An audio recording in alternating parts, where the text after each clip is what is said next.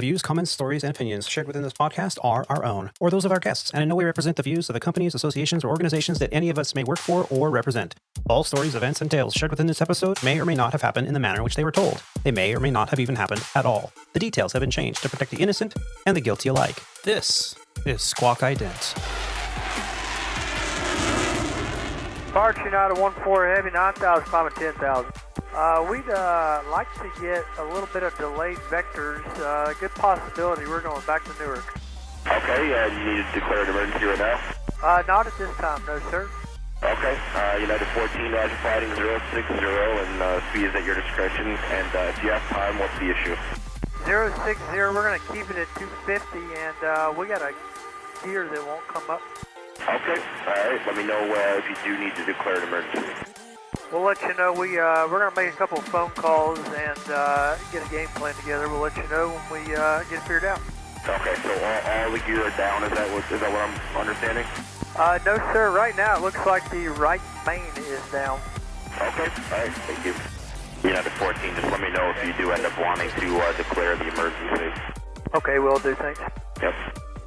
United 14, left heading 320. Left 320, United 1-4. Austin United, or Departure United 1-4. Go ahead, sir.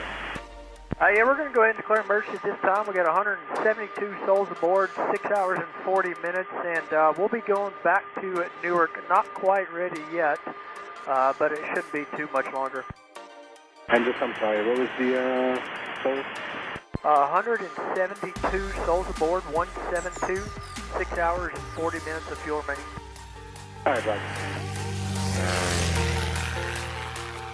You're listening to Squawk Ident, an aviation podcast that explores the many pathways to an aviation profession, the challenges that a professional aviator can expect in today's marketplace, and we share many stories along the way.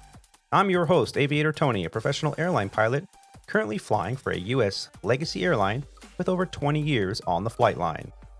Welcome aboard Flight 144 of the Squawk Ident Podcast, recorded on the 19th of March, 2024, from the Aviator Sound Studios from somewhere in Southern California. On today's flight, Roger and I discuss the media's myopic lens over the recent rash of United aircraft making headlines. We also discuss the alleged slowdown of airline pilot hiring practices and how you can get your hands on Delta Airlines aircraft trading cards. Yeah, I had no idea this was a thing. This is awesome. We are also joined by a Legacy Airlines 737 captain. The last time he was on the podcast was on Flight 22. From Traffic Watch pilot to AM 720 to Boeing 737 pilot. That was the title, ladies and gentlemen. Yeah, I know they were long back then. That episode first aired on the 1st of February, 2020. That is where you can hear all about Captain Frenn's journey in aviation. On today's episode, Captain Frenn will update us on his journey, and he will share his thoughts on the quarterly airlines earnings emails that we all get, why pilots should pay attention to them, and the industry's financial future and how it affects the aviation career. So stick with us as we discuss all this on the 144th episode of the Squawk Ident Podcast.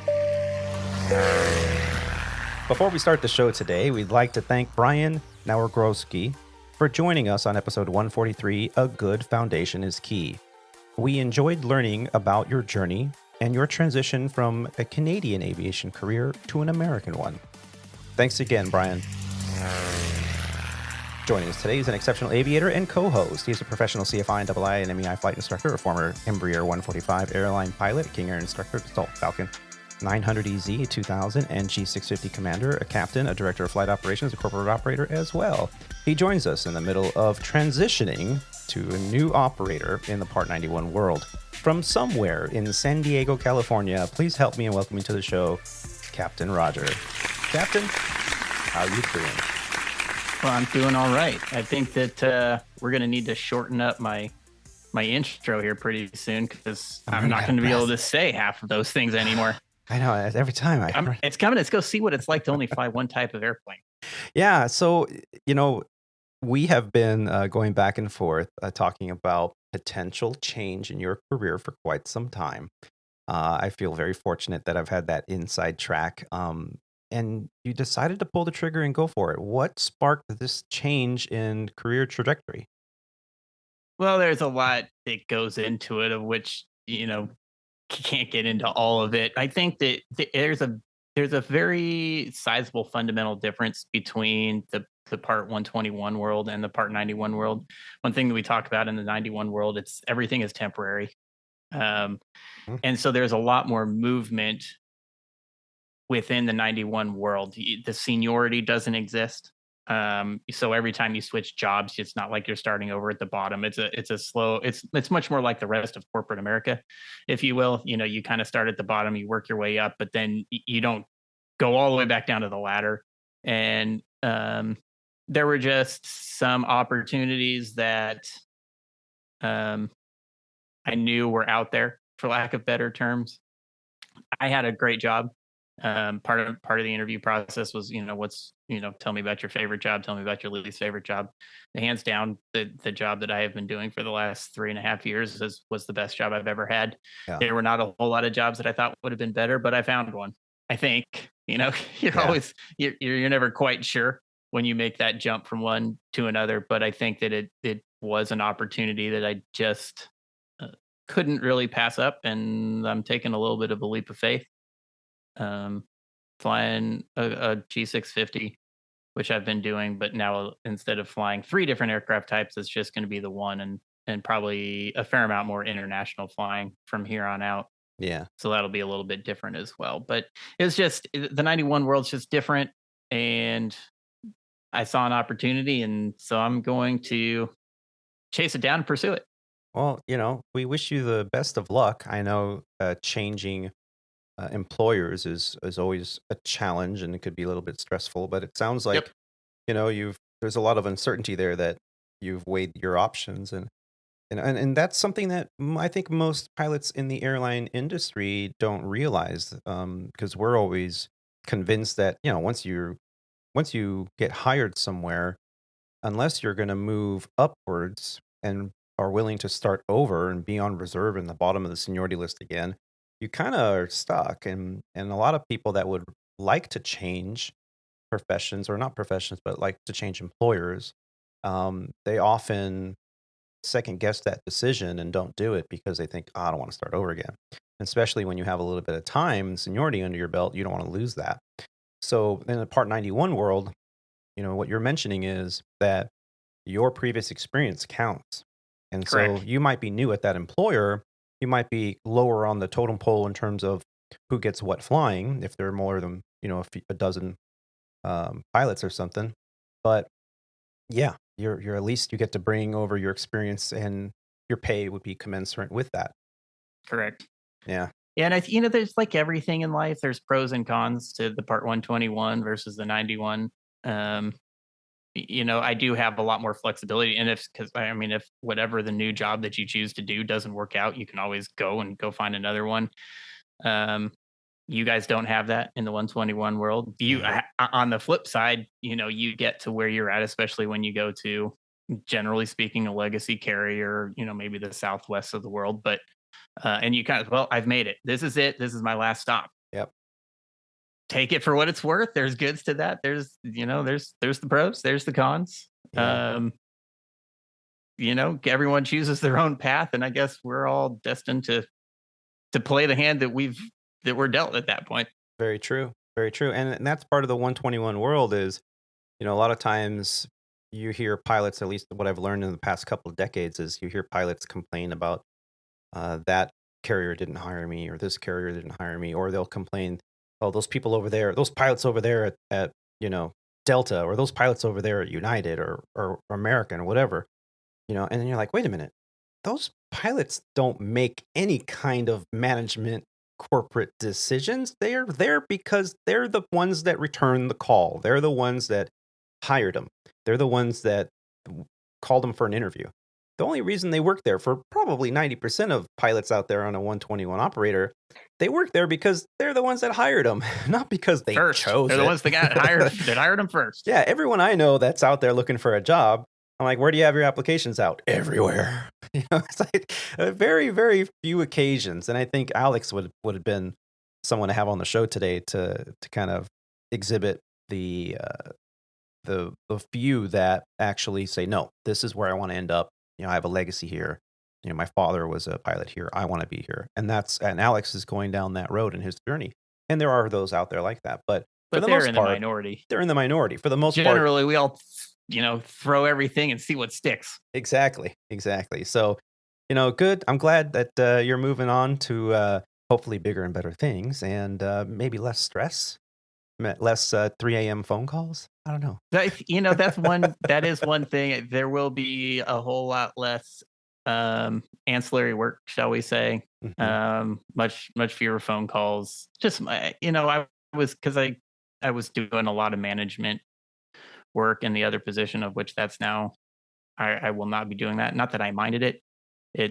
Yeah. Really what it comes down to is less work for more pay. Quality of life. I am a pilot. Yeah. Pilots, we talk about pay, we talk about quality of life, and we complain. It doesn't matter if you're 121, 135, 91K, 91. That's what we all care about. Yeah. Pay, quality of life. That should be the first few questions in an interview is, can you complain about something for me? And if they're like expert complainers, okay, you're our guy. You're our guy. Let's go. It's in your DNA. You're a pilot. Well, my last, real quick before we introduce our featured guest today, my this month has been extremely impacted with flying. I have been called to fly every single day of reserve. I'm not complaining. I'm just saying I already amassed 63 hours of total flight time for the month, and we still have the other half of the month ahead of us. So you're not a restricted captain anymore? Just, I want to get that out of the way. Oh, yeah, Roger. Are you like a full captain? I'm like full-fledged captain. Oh, man, yeah, I can't even say he's a restricted captain anymore. No, that was like 6 months ago, bro. Time flies. Time flies. But yeah, like this last trip I was on, I had a 31-year-old first officer, real sharp guy. We got along great. We had some really meaningful conversations, learned a lot about each other and our families and things. And he looked at me like in the middle of this trip and he goes, "Man, I'm exhausted. This is ridiculous." And it's, again, we like to complain. But I was looking at it, and for decades, every time we went to recurrent, we would hear circadian rhythms, and you should get 8 hours of uninterrupted sleep at night. And, if you don't get that, you should call out fatigued or, let crew scheduling know or fill out a pipeline report or a SIRS report or whatever. And this was like hammered into us, what we should be doing as aviators or in the industry as aircrew is make sure we get this circadian rhythm down. And when we were all under Part 121 rest requirements prior to the Colgan crash, prior to the regulation of FAR 117, we had, I would say, better schedules, even though potentially we could get less rest. We had reduced rest, and then they had to give us compensatory rest within 24 hours. And so we had different regulations. But because of the Colgan crash and Congress got involved with the FAA and said, hey, no, we got to get these pilots more rest. Unfortunately, it also means we could fly more, like more than 8 hours in a day, depending on what your home base is and what time you started. But also these rest, and I think it's not just the rest requirement changes.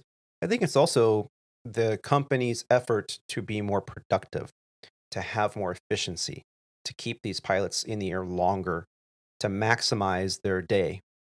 In that effort, when's the last time any airline pilot out there at any carrier has had long layovers?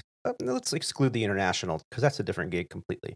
But domestically, who's had a really long layover where they could actually get in a decent hour, go get dinner with the crew, go see the sights of whatever town they're in, get a good night's rest, wake up decent, get a breakfast, and then get ready to go to work? I mean, that's unheard of nowadays.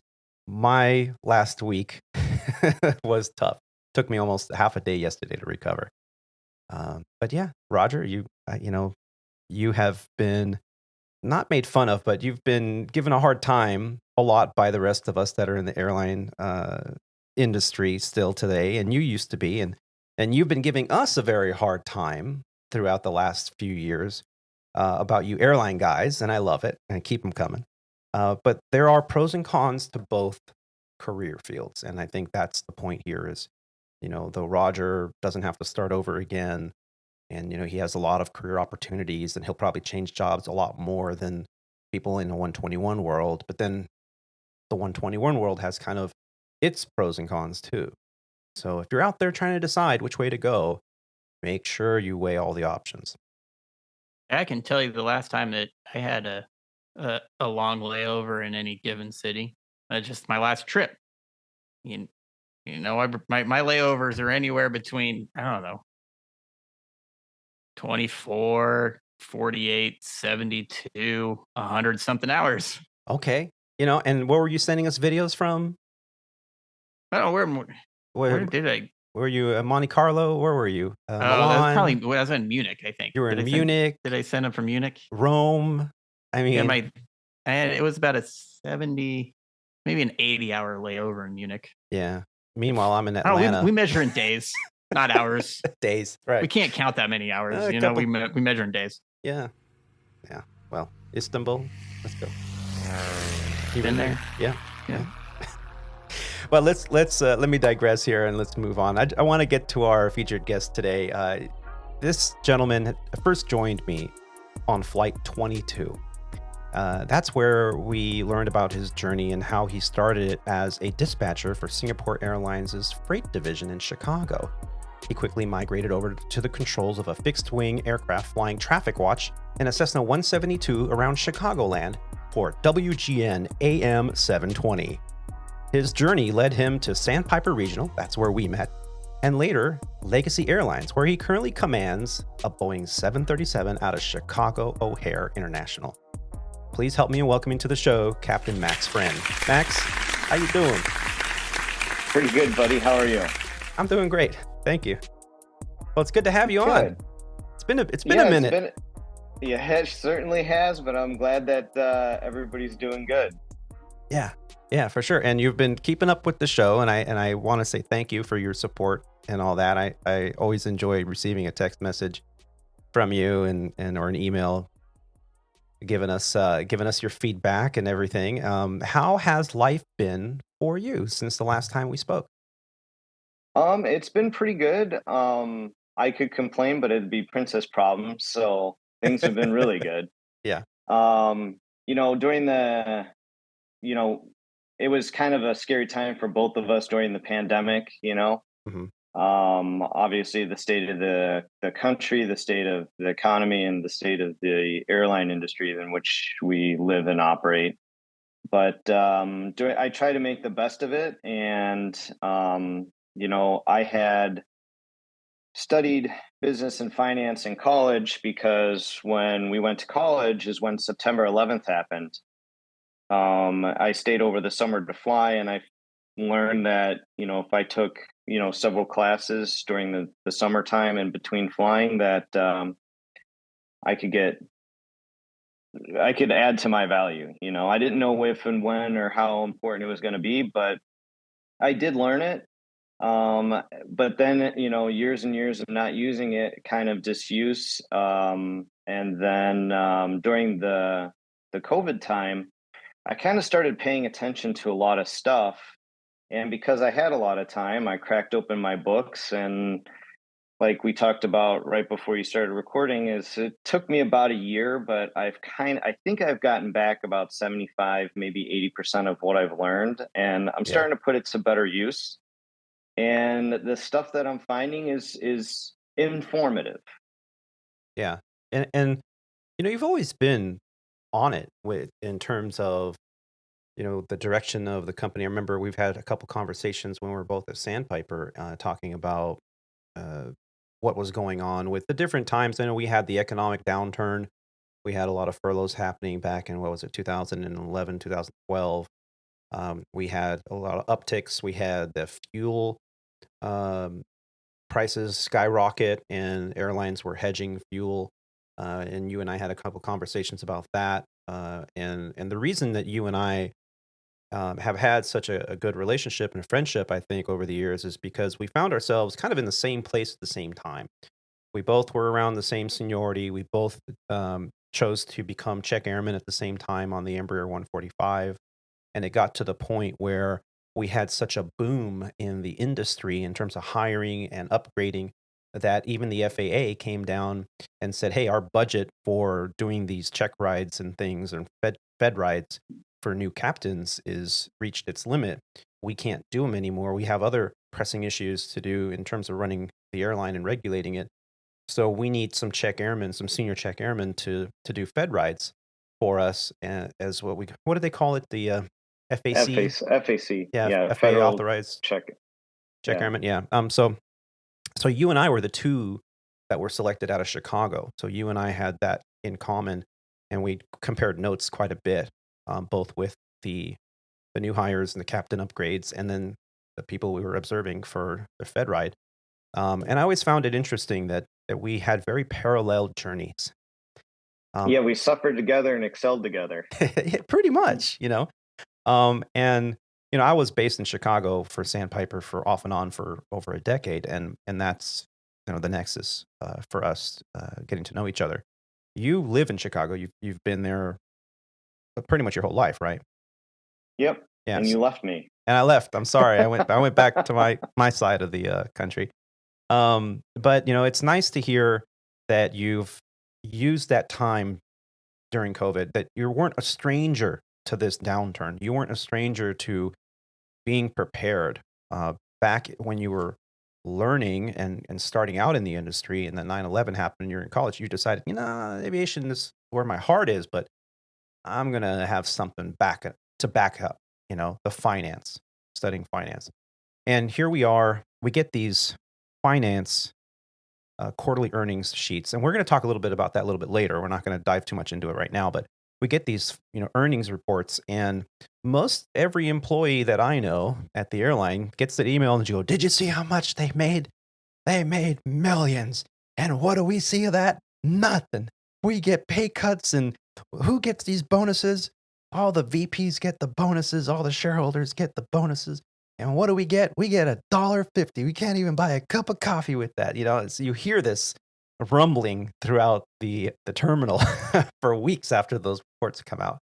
And I got to admit, I'm guilty too, that I don't really understand what I'm reading. And I'm very grateful to have you on the show today, because maybe we can kind of bring some knowledge out there and understand what those numbers mean. Yeah, and that's the point, is just to kind of we're just going to pick a carrier and do one quarter, and we're just going to go through the first sheet, and it's not going to be, we're not going to get into the weeds and make it super boring, but we're going to talk about how you and I can look at these sheets during a particular time period and evaluate what was happening during that time period. And then even Roger can kind of not forecast, but give a probability of what will probably happen in the next quarter, the next quarter, the next quarter. And I see kind of two things quite often. And the first one, the most important, is exactly what you just said. How do people react to revenue? Mm-hmm. And the other thing is involving politics into this stuff. And to be honest with you, this is opinion of mine, but politics is not a part of it. The Federal Reserve and the Treasury dictate more so of what's happening in the economy. Politics is like, how countries are getting along with each other, and trade and some of that kind of stuff is politics. It has really nothing to do with the financial health of the economy and so on and so forth. That would be the Federal Reserve and the Treasury. So, I'm hoping to go over some of this stuff with you and bring a little bit more clarity to some. They can be watching the industry in a way that will give them a better guess of what's going to happen. Yeah. And, you can watch CNBC and they talk about the same stuff we talk about. They talk about revenue. And, the investors that you read some of their comments on news articles from Newsweek or whatever, the investors they're invested in the airline, but I guess the analyst is probably more my my bone to pick is the analyst. When you listen to an earnings call, so there's two things that come out. There's an earnings sheet, which is their finance stuff, and then an earnings call. An earnings call is where the investors, analysis, and press talk to the C-level management of a company. And the analysts, when you listen to some of these calls, they all know each other. They were at the same meet and greets. They're all buddies. The analysts that are giving reports, buy, sell, hold stock, they're all buddies. They're all golfing together. They're all at the same hangout. And you're not exactly getting the best information from them. So what I'm trying to basically say is that you don't have to be a whiz at this. You don't have to have a financial background to get a good beat on what's happening right now. And it's up to you how you want to forecast that going forward. Nice. Well, I look forward to having that discussion with you here later on in the show. What I want to do now is catch up with you. I mean, it's been 4 years since you've been on. What has your journey come to fruit for you? Like, have you just been plugging away and living the dream? I know we had that whole potential furlough happen during the whole pandemic. How did you get affected by that? I navigated it actually pretty poorly. Oh yeah. And yeah, I did. I mean, I did. And maybe this will discredit some of the stuff that I'm going to talk about here. But when that first happened, it kind of scared me because I was like, oh, crap. Like, there's, the country shutting down. Our industry is based on travel. We've seen when travel gets affected this badly before. So initially, my thoughts came back to September 11th, and I thought it'll be a long time before people are traveling like they once were. So I thought that there was a good probability that commercial aviation would slow down and be slowed down for a really long time. I didn't suspect that we'd be having this travel boom that we did coming out of COVID. I thought that this would be a while. Yeah. So I had closed on a house, or not closed on. I was a couple weeks away from closing on the house, and that my wife and I found.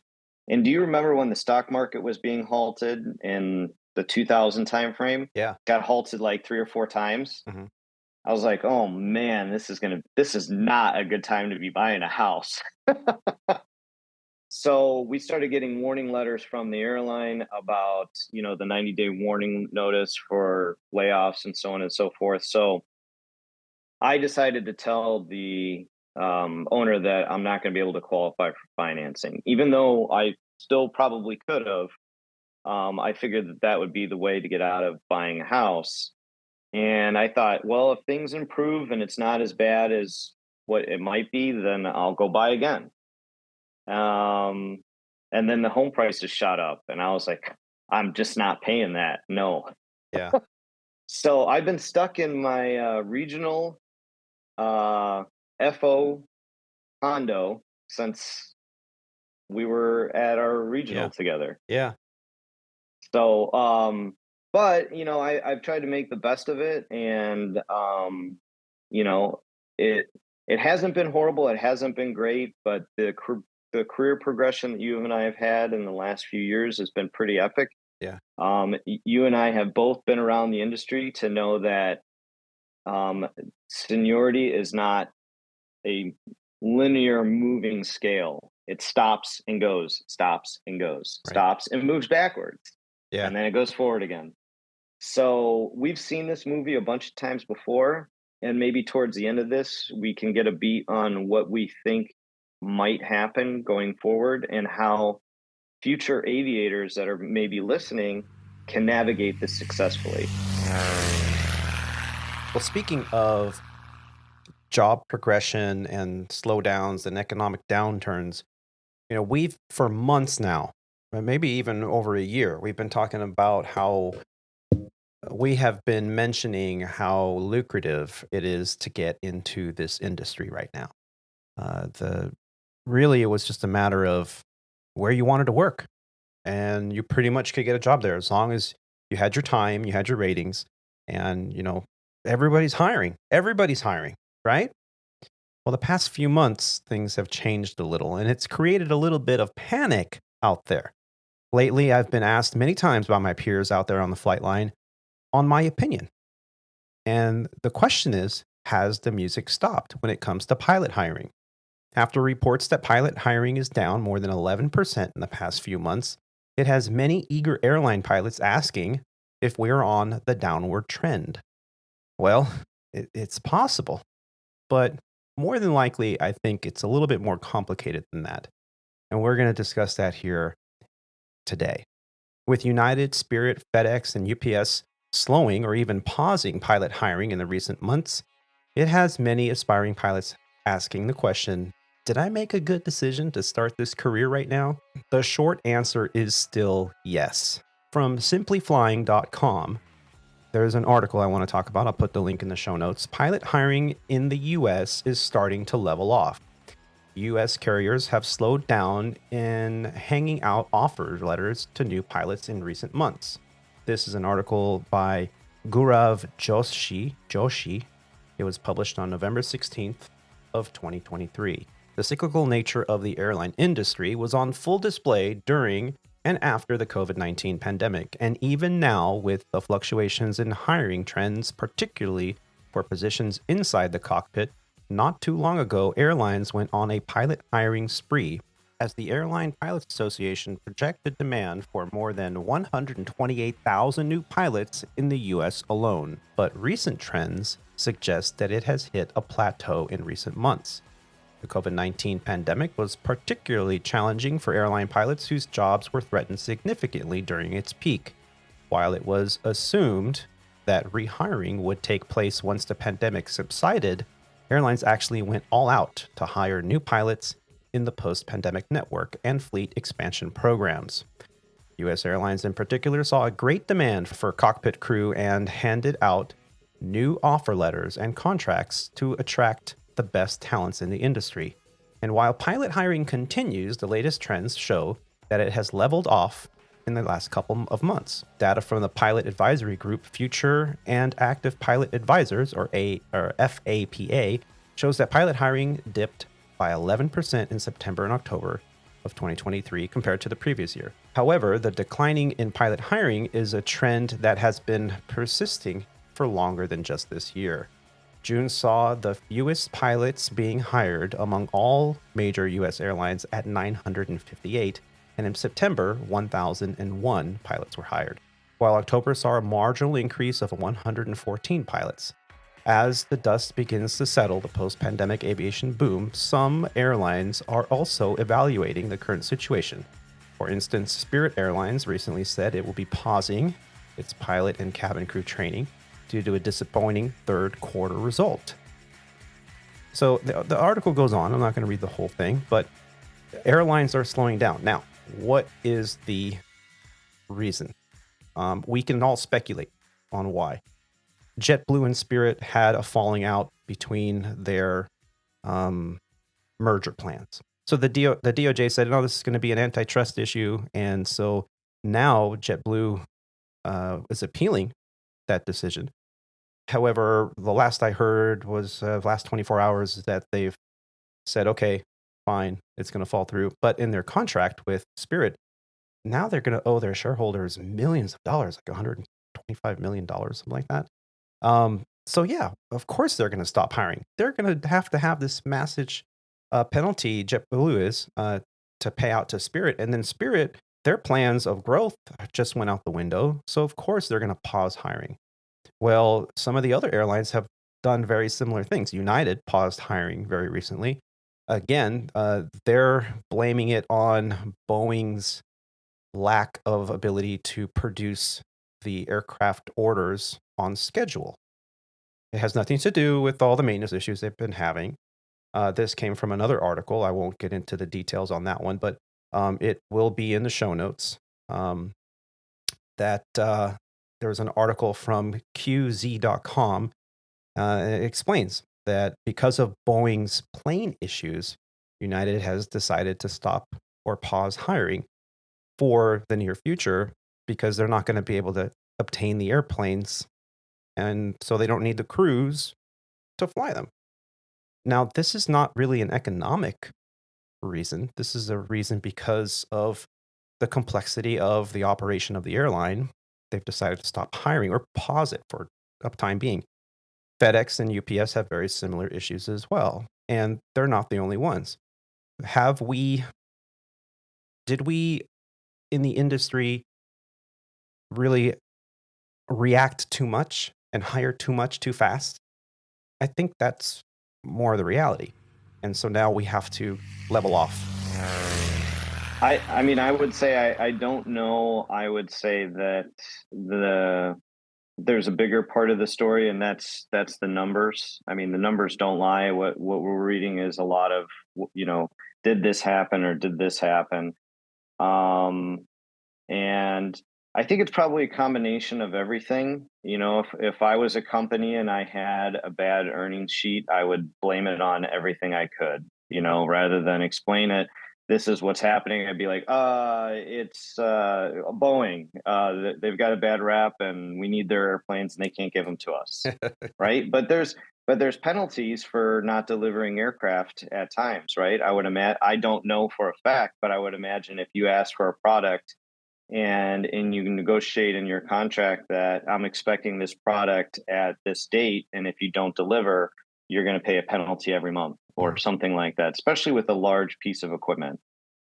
And another thing is these aircraft, a lot of people's misconception is that a lot of these aircraft are owned by the airline. They're really not.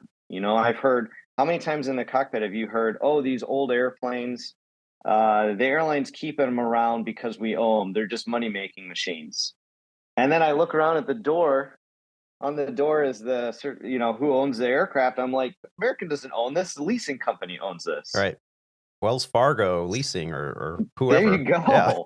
So it's way more complicated than a lot of pilots like to put into, an actual train of thought, and they just don't think through a lot of this. So hopefully this will be informative. Yeah. And before we get into this, and you grabbed this news release off the internet. This is United Airlines' earnings report for the fourth quarter of 2023. This is to the public. Anybody can download this. This is their press release. And a lot of people will look at this and they'll go, oh, okay, this is interesting. And they'll look at the numbers and they'll go, oh, wow. And there's a little bit of a narrative at the beginning, and it tells you, how good they did, wonderful the airline is. And then they show the numbers. And then that's what we're going to get to here in a moment. Now, you mentioned just now, the airline doesn't own this airplane. The leasing company does. And it reminded me, remember over at Sandpiper when for a time the airplanes were owned by Legacy. And then through bankruptcy and contract negotiations, and there was a lot of leveraging going on. And they needed cash quickly. So what they did is they took those APUs, the auxiliary power units that are built into the tail cone of the aircraft. This is where we get our power, our preconditioned air, or our air supply, or bleed air supply to start engines. These APUs, they're miniature turbines. They're the third jet engine basically on the aircraft. Those were owned by Legacy as part of the aircraft. And they decided they were going to sell those APUs to a leasing company, get the cash, and then the leasing company would charge Sandpiper or Legacy or whoever was in charge of that aircraft per start cycle. So they basically, it's like you own your car outright. And you're like, you know what? I need cash now. I'm going to sell the engine of my car to this leasing company, and then they're going to give me a bunch of money for the engine, and then they're going to charge me every time I start the car. It's basically the same thing, right? Yeah, that's a perfect observation. That is like great, and that goes to show in a large corporation like a Legacy airline or a large corporation, we're talking about billions of dollars, that money moves around so fast that it's hard to keep track of. And just a simple thing, by you sitting down once every 3 months, once a quarter, looking over one page of the earnings sheet listening to an investor call, which is about an hour, will give you a lot of guidance on why they're doing something and how it can impact you. Like, what does it mean? Mm-hmm. And companies do that. They will renegotiate leases to get money to renovate a terminal. They will renegotiate leases for another project. So this kind of stuff does happen quite often. And it's a lot of pilots don't have a clue on how this works. And some of them are just completely wrong. And the answer is available to the public. It's really simple. Yeah. Well, let's dive into it. So Okay. you said, so this United Airlines announces full year and fourth quarter 2023 financial results. I'll put a link in the show notes. It's a public news release. And the first 8 pages is a narrative on how the company is doing and what their plans are moving ahead. Basically, information for shareholders to hear about the health of the company. Then when it gets to page 9, we get into the numbers.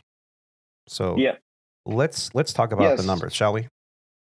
Yeah, for sure. Now, it's real easy to just talk about numbers, but you have to put a little bit of thought into the numbers. So we might need some of Roger here too to give us some thoughts. But basically, what I want you to be thinking about is what was happening during that period of time, and then I want you to think about some of the macro environment, which is what's happening across. It's global, how it comes together globally. Macro, which is like industry, right? Mm-hmm. Demand environment, supply environment, inflation dynamics, all that kind of stuff. So as we go through this, I want you to actually think about it. We're not just going to read the numbers. Okay. So let's go over, we're going to look at page 9 only. And this is just going to be a short brief. So if you take a piece of paper and you just cover up, or you just show where it says operating revenue, and then there's 1, 2, 3, 4 highlighted points there. Do you see that? Yes. Okay, perfect. So what we're going to do is we're just going to evaluate a quarter. So you're going to look at just this section that says 3 months ended December 31st. Do you see that? Yeah. Yep, there you go. Perfect. So the 3 months ended December 31st. You see 2023, and then this is why I like United's earnings sheet is they compare it to the same quarter in 2022. Do you see that? Yeah. All right, and then you see increase, decrease over those 2 related quarters. Do you see that? Mm-hmm. Okay, so the first one is passenger revenue. It looks like it increased by 10.9%. What are your thoughts on that? Well, more people are flying, or they're paying more for flying and less people are flying. Either way. Yeah, they're getting more money, right? Right. Now let's talk about the different, and let's talk about the environment. Towards the end of the year, what kind of events are people traveling to? Well, they have the holidays, so those numbers are inflated. This is a Super Bowl quarter for airlines, right? Like, mm-hmm. this is where the money's made. This and summer, right? So towards the end of summer, that's a really big quarter for them. And then this right here, what we're looking at is monster, right? Yeah, second and fourth quarter are always their earnings from the industry, yeah. Okay, so let's bring Roger in. What do you think about the macro environment, how they would compare to other carriers? Roger, do you think that these earnings from United are that much different than other carriers, or do you think that they're all kind of about the same? I would assume that probably most people are going to be about the same, given any quarter to quarter. Yeah, exactly. The differences between companies would be like the size of the company and so on and so forth. So the numbers may change, but you're right. This is exactly the same for all airlines across the board. This is a big quarter. And then, I guess, what do you like the demand environment, you would say would be what? high or low? High demand in that fourth quarter because of all the holidays and people that only travel once a year. Guess what? They travel on the holiday.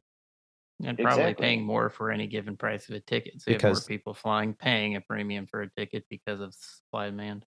yeah, Damn, Roger's knocking it out of the park. Awesome. Okay. So that kind of goes into the supply dynamics, right? And then, like, let's talk about the inflation dynamics. Is it cheaper or more expensive for airlines to operate in this current environment? compared to previous years, more expensive because of Yeah, inflation rates. Inflation rates were exactly. coming at around 17%, I think, last year. So Yeah. So you have to take that into account. You read that number, and that's what people look at. They look at revenue and they're like, man, that's great revenue. Well, yeah, because you had a great quarter during a time when it's a Super Bowl quarter for all airlines. They're all out there trying to rake in money. The demand is really high. The macro environment is great. You know, people all have jobs right now. Everybody's looking to spend money. You know, supply, I mean, you have whatever carriers fly to whatever destinations, and inflation, right? So inflation, you talked about right there, that's something to consider when you're looking at these numbers. All right. So then you see cargo is the next line. That looks like it's down a little bit, kind of significant. It's down what? almost 15%. Almost 15%. Now, for a passenger airline, as you can see from the numbers, that cargo is not really that big of a deal for passenger carriers, but it may be why we're seeing the freight carriers kind of in a little more trouble. And that's Right? why FedEx and UPS might be pausing their hiring because of projections as a reaction to this. Potentially in the macroeconomic environment, if United's got a decrease in freight, also we can assume that FedEx and UPS do. Now, Amazon's another story that gets into the complicated world of cargo, but yeah, because Amazon's showing profitable increases in cargo. However, they're also chartering out a lot of their, like the Mesa Airlines that's doing the charter out for Amazon. Yeah, and So very many. good. And keep breaking it down. You're on the right track. Another something to think about is the type of, you know, you're talking about one thing, which is Amazon, which is you know, consumer based, right? Mhm.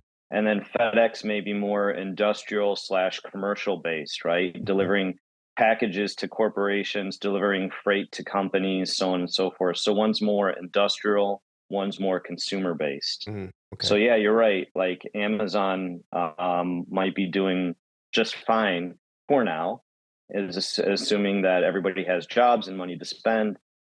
But what it tells you when FedEx is not doing well is that the you know, industrial and commercial stuff may not be doing as well if their business is down, right? Mm. So you can look at one thing and then kind of evaluate it out. Now, there are no certainties, but you can take a reasonable guess at some of this stuff, right? Mhm. All right, cool. So then let's take a look at other operating revenue. That may be credit cards, so on and so forth, as the second to last item. And then it says total operating revenue. Now, this is the number that everybody looks at. This is what we talked about several times during the video so far. Total operating revenue. You want to reveal it? Dollar wise, No, just the the percentage. percentage, Up or down? 9.9% increase in total operating revenue for United Airlines Hey, 2023. way to go, United, raking it in, right? Hmm. So what do you think about that so far? Well, 9% increase for someone who's not really knowledgeable about, you know, corporate America. That's not a lot. I mean, what's the average most corporations want to see? 6%. That's considered in the black. 6% increase over year over Oh, I year. mean, as of now, United is in the black. So What is as that in long as you're in comparison to? It's up 10% compared to what? The previous quarter or the previous year? the same quarter within the previous year. So it's comparing this quarter 2023 versus the same quarter in 2022, Okay. right? So they've increased their total operating revenue by nearly 10%. Which is really and good. then it is really good, right? Yeah. Not bad. So far it looks good. Like, why are the airlines slowing down hiring is the question. If that is what's happening at the end of 2023, why have the airlines stopped hiring? That's the question, right? Everybody's wondering. They only look at the hot item, total operating revenue is up, but why have the airlines stopped hiring? Well, the answer is in the rest of this one page. So then go down to the next line. It just puts your piece of paper over the blue line after all the operating expenses, right? So the last one you're going to see is total operating expense. And then once you're down there, put your piece of paper and cover that up. Okay. All right. So then it talks about expenses. So the airline made money. Great. Let's talk about their expenses. So what's the first line item there? We have salaries and related costs, so pay. Yeah. Now, what happened in that end of the year? Well, we've been hiring like gangbusters, so they increased by 28% their cost of salaries. Yeah. Now that's not just hiring, and everybody associates it with what they're in, where they're sitting at the time, but that's not. That's maintenance costs have gone up. Ticket agents are asking for more money. Ramp is asking for more money. Pilots are asking for more money. Mm-hmm. So what happened to their salaries and related, and even management's that's asking like for more money, insurance, right? healthcare costs, 401k Everything. contributions, Yeah. anything that is on your paycheck. Mm-hmm. Yep. So that you said that went up by what? 28%. What do you think about that? Well, we had a lot of contract negotiations and back pay, and we had a lot of new contracts, not just with the pilots, but with pretty much every aspect. So yeah, it cost the company 28% more money. Yeah. So now let's go over the same things we kind of talked about.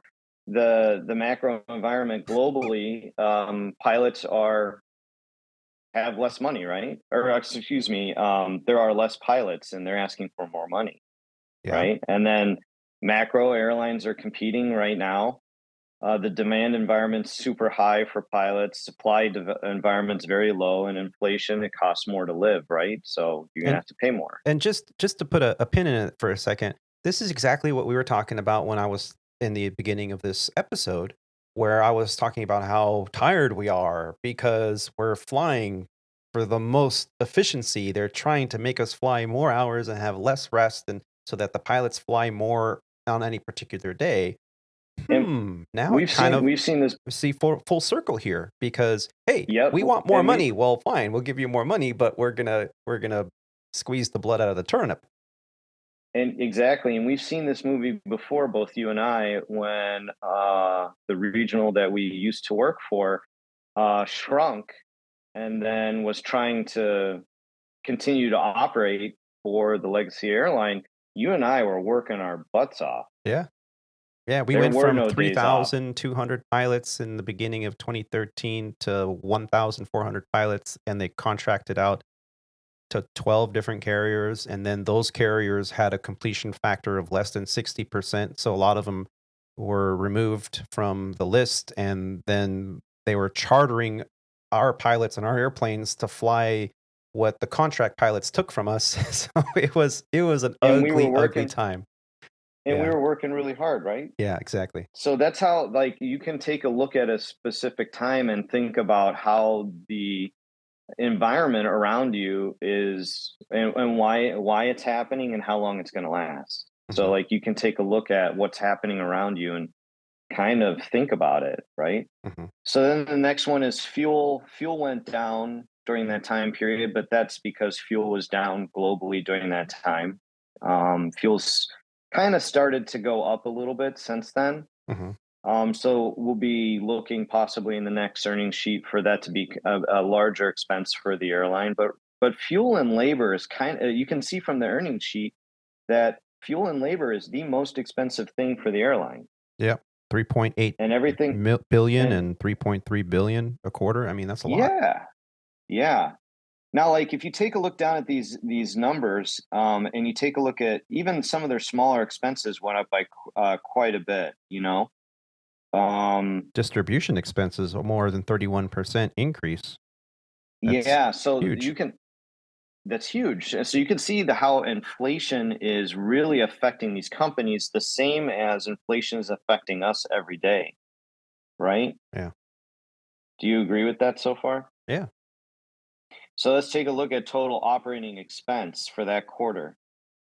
What is the percentage for the operating expense? The operating expenses went up 14.6% for United on the fourth quarter 2023 from the previous fourth quarter 2022. 14.6% increase in operating expenses. Okay, so what are your thoughts on that? So if their Roger operating and expenses went up 14.6%, but their revenue increase was only 10.6%. You obviously have a closing gap in your profit is I mean, I don't have the sheet in front of me. Oh, yeah, I but sent it to you. you're oh, okay. I don't know. I didn't find it. He didn't So do I'm his just listening. homework. But obviously, I mean, yeah, you got an increase in revenue, but I mean, in the end, revenue's all relative. What are your costs? And if your Yeah, so if revenues you're are going up a certain amount and your expenses are going up more, you're having a narrowing gap because of all those pilots and all those contract well, they had to owe us back pay and all of our new contracts. Yeah, You exactly. guys are driving So, your airlines to the ground. yeah, well, I mean, it's not just us, it's the inflation that's happening it's the inflation environment that we're operating in, that we're all operating, whether you're corporate or airline or even flight training now. I'm sure flight training is dealing with higher fuel expenses, aircraft Yeah. parts, so on and so forth, right? I'm sure that the cost to rent a flight instructor and an aircraft have gone up. So it's affecting everything, right? Mhm. So then we kind of like are talking about how this is going to affect the airlines moving forward. Now, there's something called operating margin, which is basically how much they keep per the dollar, per a dollar of revenue, how much does it keep, right? So that's operating margin. Is that this one here? And no, what is that Operating one? income. Yeah, that's operating income. But even that, take a look at that operating income. How did that do? So it's down 27.5%. Yeah. So the operating income is still important, but operating margin is basically how much you keep after all your expenses. So how much you made, how many utility bills and subscriptions you had to pay in your Netflix account, and what are you left with at the end of the month? Right. So I calculated that out in the what it is in 2023, the operating revenue for United was 7 cents, about 7 cents, a little more than 7 cents per dollar of income that they made. And in 2022, it was 11 cents. Okay. So they made overall less money, 7 cents per the dollar. Yes. So they're looking at 7% of their sales they get to keep. Yeah. And last year they got to keep 11 cents per dollar of their sales. Yep. So that's why it's not so much like all the other factors that these news articles are talking about are important and they are true and they are part of the story.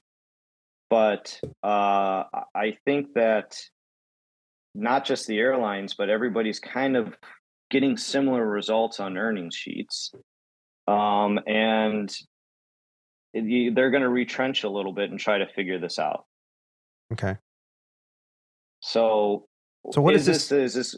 What does this mean in short? I mean, because we can look at this and there's like, it goes on, it divides it down like really, really in detail. Like we can keep going on this and we can see you'll get everything from diluted earnings per share. We can see how much they made domestically in the European market. We can see and hear everything down to revenue per available seat mile. I mean, the breakdown is tremendous on this. fuel expenses, Yeah, and you special can. charges. But what does it mean? At the end of the day, me, a pilot who doesn't have an education in finance, who looks at this and the only number that I see is usually what the Wall Street Journal has put up on their paper. United records record profits, a 10% increase over revenue from previous year, or 19.5% up for the fiscal year of 2023. And I think, oh, they're making money. That's great. But what does I all think one this thing mean? that you just said there, you've got to really be careful about, because you cannot use the terms revenue and profits interchangeably, which you just did. Exactly my point. Damn. Roger nailed it. So there you go. So that's why if you kind of want to know when something weird is happening, there is a way to find out. And you can take a look at this and just kind of, nobody knows. I don't know. I don't think anybody knows, but I definitely can tell you one thing, that we work for a company whose sole job it is to make money. And they are making, all of them, less money. Yeah. All the companies that we work for are making less money in 2023 than they did in 2022. It's a downward trend. And on top of that, I'm going to add is that, sometimes I'll miss an airline's earnings sheet, but I have not seen the airlines make their operating margins that they were in 2019 yet today. From 2019 till now, they have not made the operating revenue that they were making in 2019. Well, that's a huge statement, because every article that you might see out there on the 5M, the 5 main mass media outlets, the ones that are corrupt, but let's not go into that conspiracy therapy today. They all spew the same line that's coming from the same source, that, airlines there are more people traveling now than ever before. The TSA numbers are the highest ever. The airlines are making money. They're not lying. They're not lying, true. but that is I took statistics in college, and it was one of my favorite classes, and I had a fantastic professor who really made it exciting for those that are listening going, what? Statistics exciting? But it really was, because he related it to real life scenarios consistently. And I can take any number and give you an argument on why it's good. And you can take the exact same statistic, data, number, and argue why it's bad. And neither one of us will be wrong, and neither one of us will be right. It's just there are truths and falsities to both arguments. That's what debate is all about. And it's important that we, as airline pilots in an aviation career, we always want to make good, sound decisions for our careers, for ourselves, to protect our certificate, to protect our career advancement. It doesn't matter if you're Part 91 or Part 121 or Part 135 or whatever. I mean, Roger is a perfect example of this. He just made a career change. He's in the transition. He's transitioning, folks. And why? Because he's taking quality of life is the number one factor. But within that quality of life for himself, there are also trends of the future. I'm sure he didn't go to an employer that is on a downward trend. That wouldn't make sense. So we as airline pilots look at, well, should I stay domestically, or should I go to the international division, or maybe I'm at Spirit or Frontier, and should I go to American, or should I go to Delta or United, or where should I go? And if you start looking at these numbers, as you're saying, Max, is you could get an idea of which airlines are in better shape than others for the future.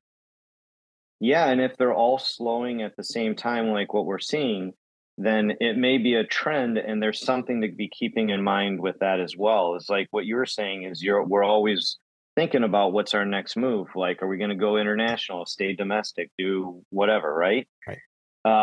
When I was in my training career, someone told me, they told me two things that stuck with me, but one applies to the discussion we're having now. And he said, never be willing to make a move that you're not okay with if the music stops. Mm. So, if you're at SkyWest, right? And you're thinking, oh, I want to go, I don't want to be a regional pilot anymore. I'm willing to, Like, I'll just go to Atlas for a few years. Well, are you okay at Atlas if you end up spending 8 years there? Right. And if you're not, it's not a good move for you, because you never know when this stuff's going to jump up and bite you. Yeah. And if you are going to go there for a short period of time, be looking over this stuff once every 3 months. See how it's doing. And then if you see a trend, then you better start making other moves now if that's not where you're okay being for a long period of time. Yeah. And the first time you look at these things, I mean, I've looked at these before, and this is not my first career. My previous career, I spent a decade in management for a huge wholesaler, retail wholesaler. I'll say the word. It used to be called Price Club, Costco. Now it's Costco Wholesale. And I was in on those meetings, and I learned a lot about this stuff when I was 19 years old. I do not have a background in finance, so this whatever the boss told me, I'm like, okay, we're up, we're down. What are our sales margins? What's our payroll expenses? So I was privy to some of this information, at least on a very small scale, on a per building or per region for that company. And I was very grateful for all the time that those bosses or the leaders that I had took to explain it to me. And I want to thank you, Max, for explaining it to all of us as well on this scale. This is a completely different scale here when you're talking multi-trillion-dollar airlines out there on a global scale. Yeah, the first time you read through this, it can be overwhelming, all these numbers, but or you just watch the TV and you're like, oh man, they're all doing great. Right. And it's just funny because, even with this kind of opens up the door to a bigger problem that we have here. And not just in aviation, but with this generation, the new generation of pilots that are coming out. I'm not complaining here, guys. I'm going to point something out. Technology is a fantastic thing, and it allows us to have more access faster to information than ever before. But because everything on the internet is real and true, that it's easy. But the fact is 90% of what's on the internet is absolute dog shit. So be careful, because some of the sources that you might be relying on to give you the facts are also relying on that same dog shit. So do the homework, go to the source. I tell my cadets all the time that they're taking their private, their commercial, their instrument, whatever.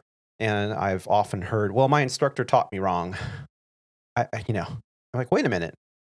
Your instructor is there to clarify the bookwork that you did when you read the book and read the manual and you answered the questions and you took the test. And if you had something that you weren't clear on, your instructor is there to help clarify that for you, maybe in a fashion or in a way that you didn't quite understand it in the book. They're not there to give you the answers. Just like when you go to school, you don't go to school to get the answers. You go to school so that you can read the material, understand it, highlight it, make your note cards, put your Post-it notes. And then when the professor talks about it in class, you've already reviewed the information. They've given you the reading assignment the day before, the week before, whatever. And you've come to class prepared. And because of technology, that is no longer as important as it used to be, because you can get away with finding the test online, asking ChatGPT to write a paper on, aerodynamics. I mean, whatever the assignment is. And then when you get to the meat and potatoes of your career, just you're out there on the line, and maybe you've been doing okay, but you don't know how to study. You don't know how to look at these. You don't understand. You're just going off of what somebody else told you. And that's fine. You can live your entire life going off what somebody else told you. But in the end, you're not in control of your own destiny there. You're really going with the happenstance of where you happen to be, where you find yourself. So this is really important. Thank you, Max, for taking the time to explain a little bit of this. Now, the next time I see quarter one, I'll take a look at United's quarter one results, and I'll go, oh, well, last quarter they were up 10%. This quarter they're only up 4 or 5, or maybe they're down. And then I can go, ooh, hiring might be changing. Yeah, you want to look at the trend, and then the other thing is the expenses. Because employees are such a big expense. Yeah.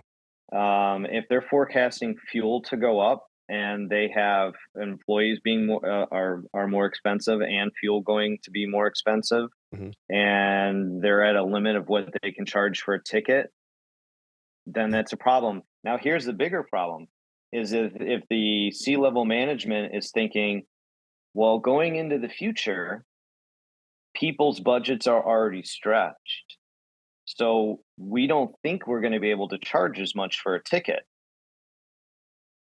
They've got a problem. And so so Legacy Airlines, I laugh because Legacy Airlines' chief financial officer recently put out a company-wide video on the health of the airline. And there were a couple statements that that individual made that were quoted along the union leadership emails, and saying that they're really looking at profits, and the only thing they care about is profits. And, they need to care about the airline. And we don't have management that is, airline. They're not airline-esque. They're all profit and loss and corporate-esque, and they don't really care about the airline. And a lot of people see that as a negative aspect. And you hear those rumblings on the flight deck when you're at 37,000 feet and you got nothing to do for 4 hours on that transcon. So you start talking about people, and they like to quote the union emails, and they like to quote, some of these forums that they read online. Somebody that knows what they're talking about might put a long dissertation or rant about the company and the earnings and the direction of the management. And you sit there and you go, oh, okay. Wow, I didn't know that. Oh, that's interesting. Oh yeah, I guess he is a jerk. Well, then you could ask them, what do they know about their expenses? Like, okay, so the profits are going up. What are the expenses doing for, if your expenses as an individual are getting more expensive, if your monthly credit card statement is getting more and more expensive every month, you don't think that it's going to be happening to your employer as well? Yeah. And what is the viability? Can they absorb them or can they not? So there's a lot more to think about with a lot of this stuff. And, why is pilot hiring slowing down? If these trends continue, now 1 quarter doesn't make a trend, right? Like we looked at this 1 quarter, it doesn't make a trend. I am telling you from watching this, I have not seen our carrier make the operating margin that they did in 2019 till now. Yeah. They still haven't. And yet they just hired 2,000 flight attendants, and they continue hiring their goal of 2,000 this year, 2024. They're continuing to hire. We had a lot of people leave during the pandemic. Yes, but I think that we also have a large turnover. So, for at least the flight attendant side, I don't know about the pilot side, but the flight attendant side, there's a large turnover. So it's interesting to see, is Legacy Airlines, like in the past, behind the times? Or is there something bigger on the horizon? I think they're forecasting forward. Yeah. Merger. I didn't say that. I didn't say that. The thing is, mergers usually typically happen towards the end of a business cycle. Because if you're a company and you're thinking about, maybe I'd like to merge, you'd wait till there's some economic pressure to pass through and see who weakens. Yeah. And then go pick it up for cheap. Mm-hmm. Typically, there's a couple out there right now that are their stock value is going down very fast. Yeah, their stock value, their expenses are going up, their value is going down. So yeah, they may weaken, and you as a competitor, you could do one of two things: pick up their employees and aircraft on the cheap. You may be able to pick up the operation on the cheap, but typically these aircraft orders, but these things don't typically happen till the end of a cycle. Yeah. So the question that I'm going to ask you is that, do you believe that we're at the beginning, like the 6th or 7th inning of a new cycle? Or do you think that this cycle is still way down the road? Oh, Roger, you'd probably be better to answer that. But I mean, I think we're at the beginning of a new cycle, because fiscal year 2024, we have a presidential election coming up this year. We have an economy, and we have a political nightmare happening, not just with our politics, but politics around the world. We have all this economic revenue taxpayer revenue going out of this country right now as an aid to other countries. We're not just talking about one or two countries that are having a problem here. It seems like the whole world is collapsing around us. Every time you turn on the news, it's doom and gloom. Well, I don't think it's I don't that know. bad, but I want to say that politics is typically not. Politics affects taxation of a company, but other than that, maybe some regulation. But beyond that, a lot of companies don't really care that much who's in power. They care a little bit. Of course, it affects them with taxation and regulation. But what really affects companies is what the Federal Reserve is doing and what the Treasury is doing. You don't And think right that now, consumer spending and because if people believe that we are on track to have a poor economic or housing is going to change or job availability might change, people might tighten the belt. And if they tighten the belt, they're not going to travel bananas for Easter. my experience is that people will only tighten the belt if they lose a job. Because if they can't get access to credit or they lose their job is when they really tighten the belt. Okay. And, the major change that we've seen since the pandemic that is slow to take effect, but it is taking effect, is the Federal Reserve switched us from QE to QT. So what? Okay, now you're speaking German. What's QT and QE? Quantitative easing and quantitative tightening. Roger nailed it. What do you think about that, Roger? I have thoughts on a lot. No, I'm sitting this one out for right now. I'll wait till the end to chime in. So I think that what we've seen is we've switched to quantitative tightening, which is the Federal Reserve basically letting assets and T-bills roll off their balance sheet. They're not introducing new debt. Now, the government is definitely creating debt, but they're not. The access to capital is less now overall than it was during QE. Interest rates are higher, which means that companies are now kind of forced to let their bonds and loans and everything mature because getting new credit is going to be very expensive. That's why the housing market is slowed down. So we're seeing a overall trend. When something happens, it takes a while before it to affect the broader economy. So we're seeing things that took effect in 2021 just now starting to actually affect companies. Okay. So which will then trickle down to affect people and the employees, which then trickles down into the entire economy. I gotcha. Very good, Roger. So that's the trend. That's what why is pilot hiring slowing down? This is a very slow moving process that happens 8, 9, 10, 12, 24 months. And if you're at the end of that wave, or if you're in training or something like that, you may be left out in the cold for a little bit of time. Oh, interesting you say that, because we've been saying this probably for the last 2 months now, is that if you want to upgrade, you're thinking about upgrading, you're thinking about maybe changing equipment. I've been saying this. I think now is the time to do it, because I think we were starting to see the trend in hiring and starting to see these numbers kind of come down a little bit from whatever they were calling it in the media, the revenge flying or revenge travel. And if you're thinking about upgrading, but you don't want to be on reserve, so you're just want your quality of life to be there for a while, if the music stops, to reuse that analogy over and over again on this episode, I'm sorry, but if it does, are you okay with staying in that seat on that equipment for the foreseeable future until trends reverse themselves?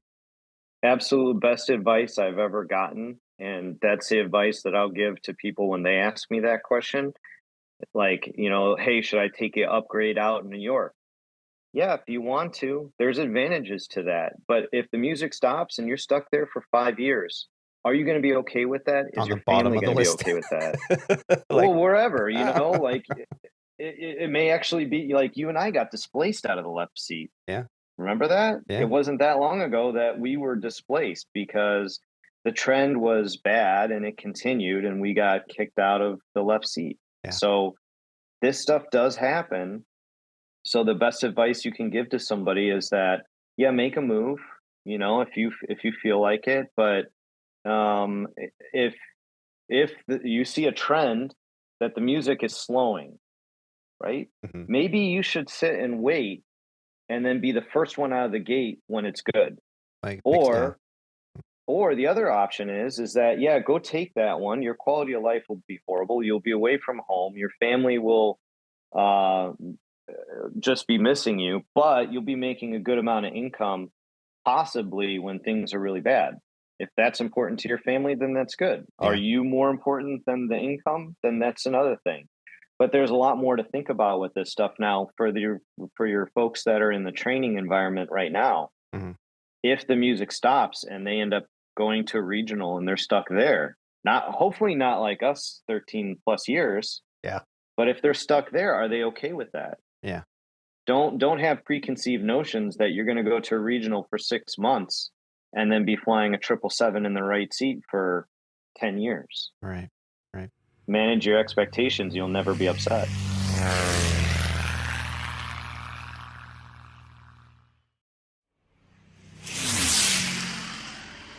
Now, Roger, earlier you were laughing at some of these numbers that we were talking about because we were talking about payroll and other expenses and employee contracts.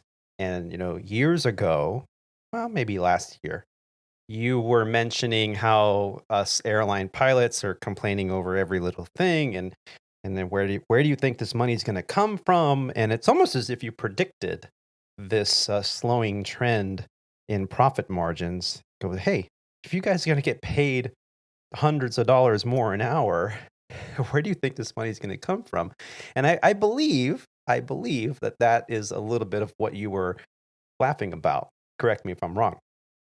Yeah, that was definitely part of it. I remember laughing when you guys were going through that. I don't even actually remember exactly what was going on, but it was the portion of, how the expenses of the company were go up. And then, I think that Max had asked, well, why do you think that is, Tony? And well, because they're going to pay our back pay and because they need to pay us more money. And I'm just, well, what do you think is going to happen to the expenses when the pilot group, and it's not just the pilots, but, the entire group is out there, marching with their picket signs, that they need to get more money. Now, do not misunderstand me. Is that I mean, I am a pilot too. And so, I understand where things are coming from, but like that conversation that you guys I don't even know how long it was, maybe half an hour. That's a monstrous topic. It is not simple. No. I mean, you took one company for one quarter, in a world that is extremely complex. And there's just a lot that goes into it. I mean, yeah, I did, like you said, poke a little fun about, well, where do you think that money's coming from? Because as Max was kind of getting into about the whole economic landscape has changed from from the whole quantitative easing. We'll just, for lack of better terms for laymen, we'll just say really low interest rates and quantitative tightening, where interest rates are still ridiculously low from a historical standpoint. But oh my goodness, if you're, a Gen Z, the sky is falling. But that's because everything costs more. It's like, I sure hope that a company has, I mean, the world is definitely not linear, but if you look at it over the course of a very long period of time, I hope that a company has record-breaking revenue every single year. Why is that? Because every single year, a dollar is worth less.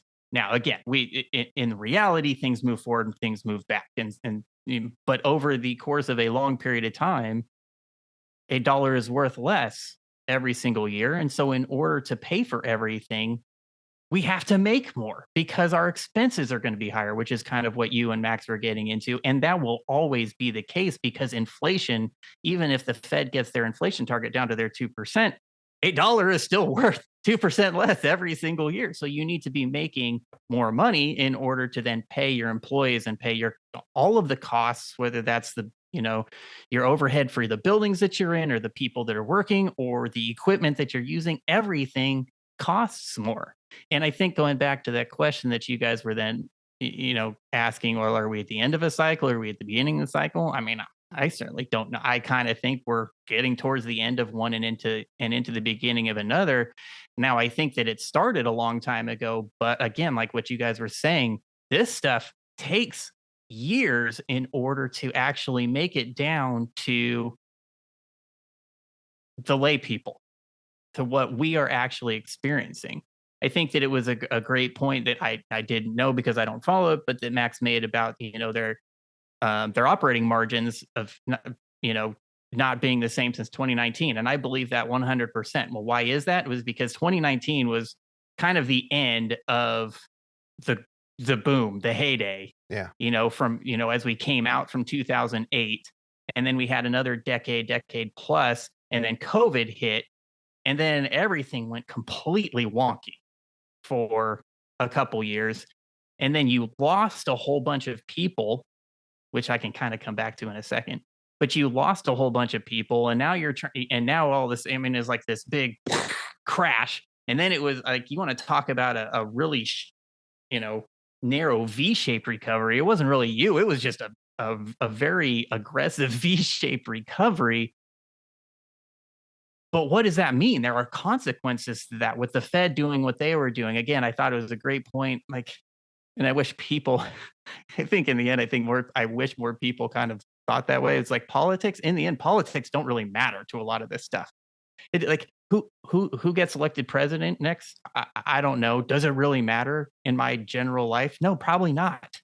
Because whoever we vote for, in the end, in the the president does not have a whole lot to do with what happened. They're a mascot. Again, That's Max, all they I are. appreciate that. I wish more people realize that. But the president does not make economic policy. Unless you're Donald Trump, who likes to go around and say that the Federal Reserve and the federal bank are his little minions too. But I digress. But the president doesn't he don't do that. Even Trump is not going to be able to do that, I don't think. But all this stuff, it just takes such a long time. And now all of a sudden we've had to pull back from those ridiculously low interest rates. And those interest rates, which are now climbing, is going to affect the economy as a whole. And it's going to take a couple years for that to work its way through the general economy. And we're kind of only at the beginning, I think probably the beginning stages of that, where all that trickle down effect is going to start making its way down to the consumers. So I want to add to what Roger said, and Roger basically summarized everything that I was trying to say. You did it in like 10 minutes, and that took me like 30. But to add to what Roger was saying, and he summarized it completely perfectly, to add to what he was saying is that the reason why it takes a long time is because when company X takes out loan X for whatever project, they may not need to refinance or get more money for a long period of time. But when they do, if that money costs them more and the equipment that they're going to buy costs more, they're going to reevaluate their business. They're going to reevaluate what they're doing. That's when layoffs happen. That's when economic changes happen. And it takes a long time. And I agree with Roger that we're at the beginning of a new type of cycle. Is it going to be a slowing cycle? Maybe for a little bit, maybe for a few years. Is it going to be the end of the world? Is the United States going to collapse? Is the dollar going to go away? No, not at all. Is the next president going to save us? No, not at all. This is the Treasury and the Federal Reserve that are managing this. Nor will the next president be the death of us. Right. There you go. Right. So, for people that are in their careers right now and people who are starting their careers, to know where they're at in the economic cycle and to be able to make the best decisions for them going forward is important. And that's kind of what the overall the summary of what I'm trying to talk about is this is how you do get a gauge on what cycle we could be in, how to look for trends, and then make the best decision for yourself. Should I upgrade? Should I start flight training? Should I get another degree? Should I do this? Should I get married and have 4 kids right away? You know, that kind of stuff. So it's all information to evaluate during different parts of your life. And I guess one last point, just from a more strictly aviation standpoint, is from the hiring standpoint. Because COVID, the airline industry lost a lot of people because they bought them out, because they didn't know what was going to happen. They thought, and Max brought it up also, is that when COVID hit, is like, okay, this could be like 2008. We could be in several years worth of a slowing aviation industry as a whole. So what they did was like, we need to shed as many people as we can to shed costs. Well, they were fairly successful at that. But when we had that really sharp recovery, it takes a whole lot longer to get a pilot onto the line than it does to get them off the line by buying them out. And so you had to hire a whole lot of people from a a number standpoint, and a percentage standpoint. You had to hire a whole lot of people in as quickly as humanly possible because of that V-shaped recovery. That was never going to be sustainable in any economic environment. That was not going to be sustainable, because you don't need to replace that amount of people at those percentage increases year over year over year. And now you've also got an additional thing, the additional part of, okay, maybe we're not getting as many airplanes as we thought, as soon as we thought, but no matter what was going to happen, you were never going, there was always going to be a point in time when your year over year hiring numbers were going to decrease to go back to what is quote unquote normal. Yeah. What's and sustainable? In the end, for people not. that are, whether they're in, towing banners, or whether they're doing flight instructors, anyone that's, in their getting their private pilot certificate right now, I think this industry over the course of time, we still need pilots. Mm-hmm. Just because what you're seeing is happening right now, there are reasons for that. Part of it because of the sharp increase in hiring because of COVID. Part of it, yes, I would say that, I would agree with Max. I think that maybe you could argue it's a slowdown. It's the recalibration from the crazy times that we had before of 0% interest rates to, well, we're going to charge you money to borrow money now. We're going to charge you. What a foreign concept, but we're going to need to recalibrate. But in the end, people are still retiring in the airline industry. They're retiring in the aviation industry as a whole. Even on the corporate side, we've got a lot of guys in their 50s and 60s that are still going to be moving on and retiring. This industry will still need pilots, and don't look at the doom and gloom or the sound bites that come out with, whether it's, FedEx is 200 or 300 pilots fat. Yes, cargo's got some problems. I think that bears itself out in United. I think, the passenger airlines, we've got maybe some slowing down, but that's not going to affect the long-term prospects of a career as an airline pilot. And I agree with Roger. The thing that I guess is important to keep in mind is to manage your expectations. So if you saw the boom that the airline industry and all companies went through previously, it doesn't mean that is going to stay forever. It doesn't mean that it's going to happen to you. I think that there may be a slowing / calibration. Major airlines may slow hiring down for a few years, allow regional carriers to get staffed up, and then it'll continue, depending on what happens economically, it'll continue on a more sustainable path. But what you have seen is coming to an end or is possibly over. And you may see a period of time where things stagnate a little bit and return to more normal if major macroeconomic things don't get in the way of that. Yeah. I remember I took economics in college, and day one, page 1 of our economics textbook, our professor said, I want everyone to take a look at this. And it's 25 years ago that I read this, so I'm not going to quote it because I'll butcher it. But in short, it said that all of you that believe that economics does not affect you couldn't be more wrong.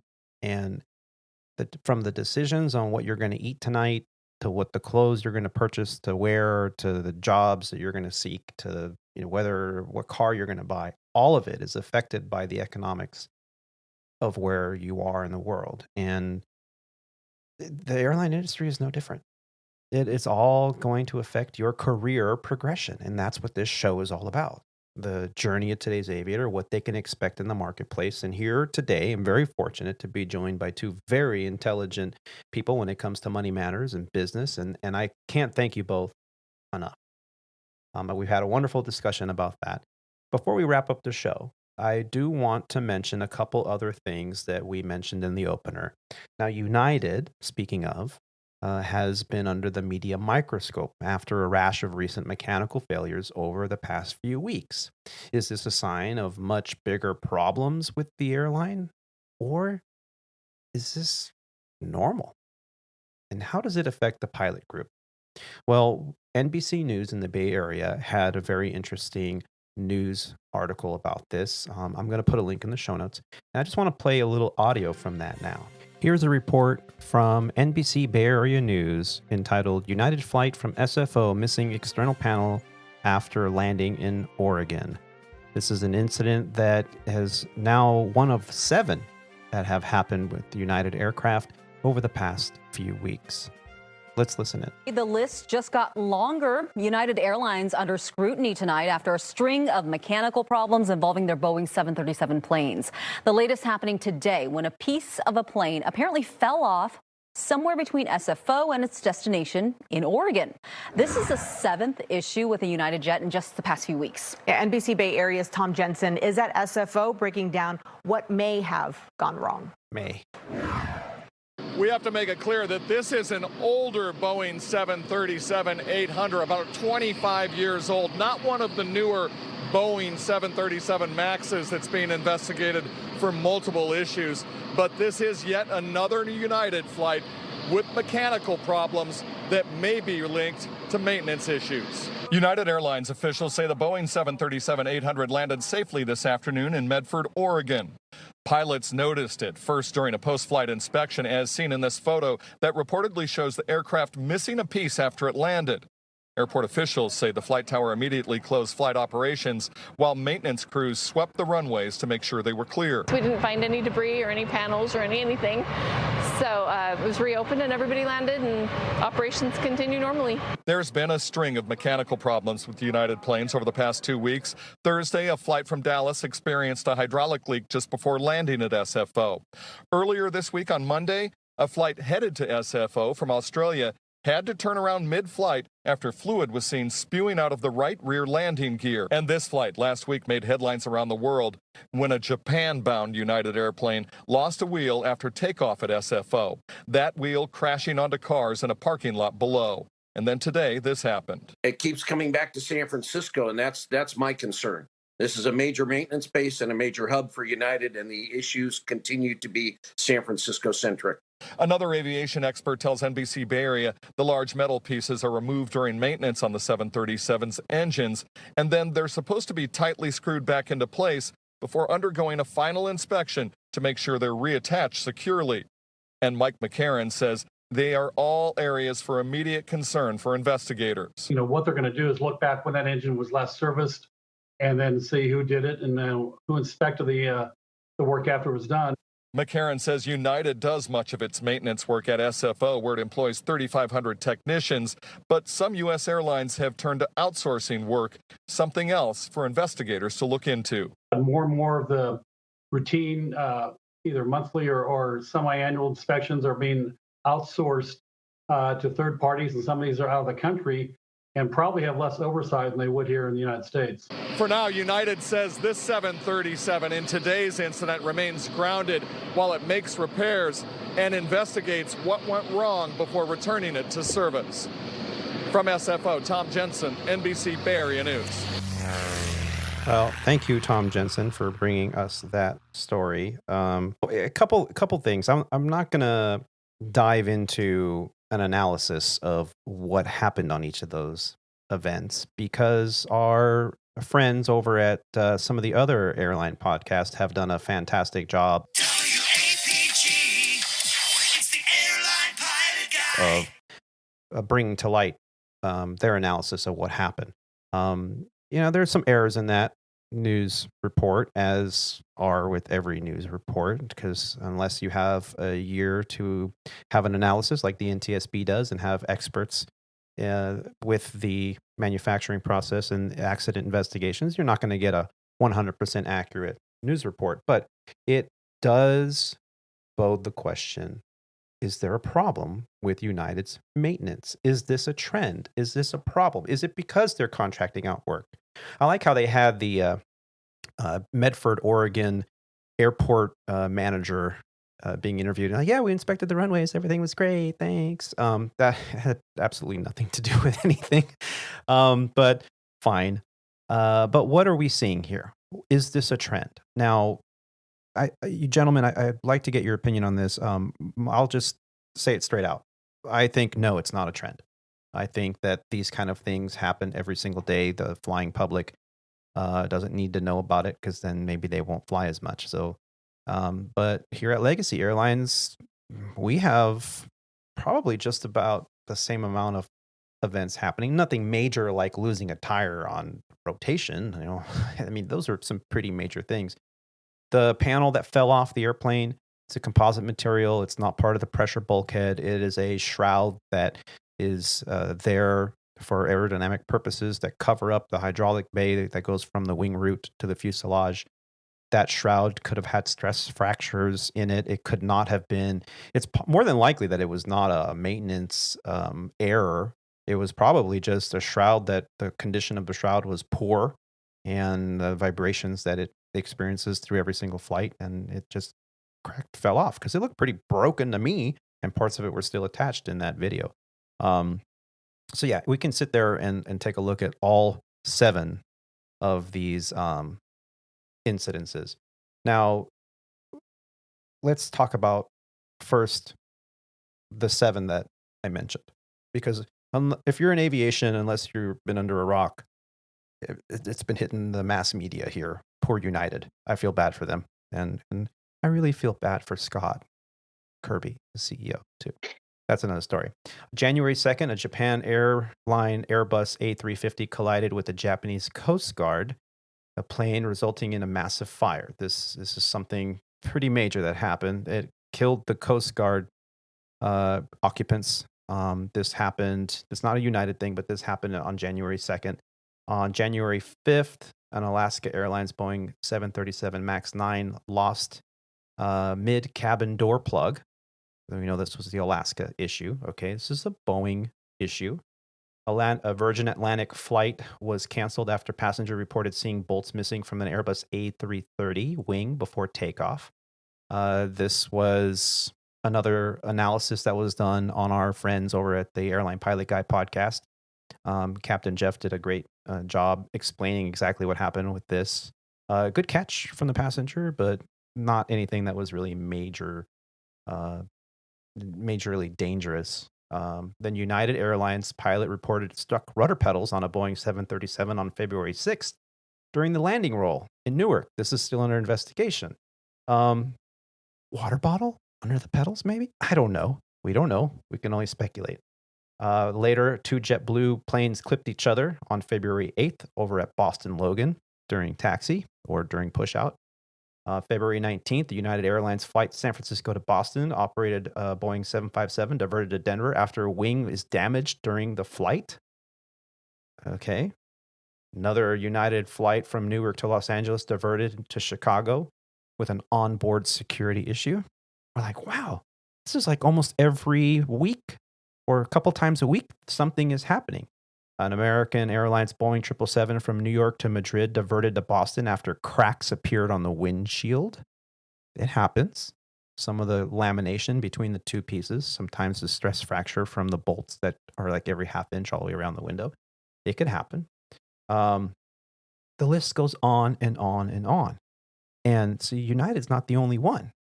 So why is the media so concentrated on these unfortunate events that is happening on United? Well, I guess it makes news, right? Every single day we contend with these issues, even at Legacy. And I have here at Legacy Airlines, mind you, not anyone else, but my own airline. We get these safety emails, and every week we get them. It talks about the industry. It talks about airports and gates and all kinds of things from construction that's happening. But the part of the email that I make a very specific note to stop and read, because it's the only way I'm going to ever get this information, because the company doesn't divulge this openly amongst the pilots. We don't get a separate email that goes, hey guys, this is what's happened last week, is the fleet brief. And I sent you guys a copy of this in a text, I believe, and Max, you have this as well. So just to get an idea. So we know that United in 2 weeks has had 7 major issues. I'm sure they've had more, but that's what the media has picked up on. And some of them are major, don't get me wrong. But at Legacy, they had a 319, an Airbus 319. It was flying from Miami to RTB. Anybody know where RTB is? No? We'll look it up. On final approach, they received a landing gear indication and aborted the landing. An emergency was declared. The aircraft landed without incident and was removed from service. Okay. Same week, a 319 from Chicago to Washington, D.C.A. returned to Chicago after a low oil indication. An emergency was declared. The aircraft landed without incident. The flight changed equipment and redeparted. Didn't make the news. Wonder why. A 319 flying from Houston to Phoenix had a flat tire upon landing. The aircraft landed without an incident and was removed from service. Didn't hear about that one either.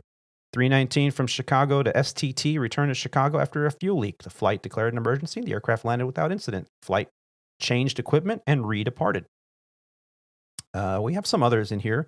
We had an APU generator on a 320 that had an issue. The aircraft declared an emergency, landed, taxied to the gate without incident. Another 320 that was going from Charlotte to Madison had a generator fault. An emergency was declared.